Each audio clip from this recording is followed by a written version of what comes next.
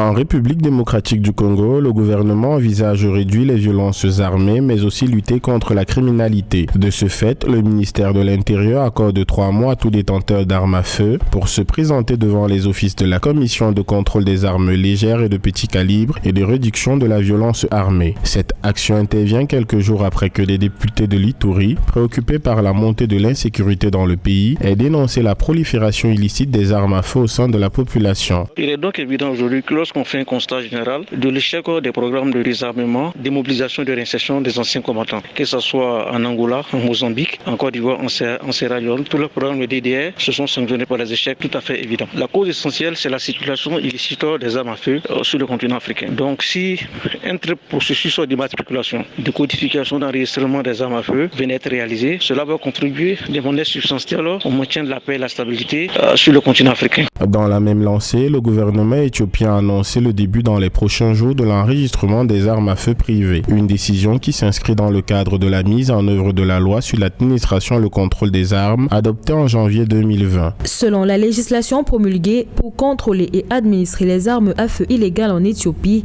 ceux qui possèdent des armes à feu devraient enregistrer leurs armes dans 2 ans afin d'être légalisés. Le ministère a fait des efforts pour mettre en œuvre la législation en collaboration avec les forces de sécurité et d'autres acteurs concernés. Selon l'Office des Nations Unies contre la drogue et le crime, les armes à feu circulent facilement et sans contrôle dans toute l'Afrique. Une situation qui sera à l'origine de nombreux conflits comme au Mali, au Soudan et en Libye, à en croire l'Office onusien. Leur prolifération dans la région sahélo-saharienne ne fait qu'empirer la forte menace terroriste dans cette zone.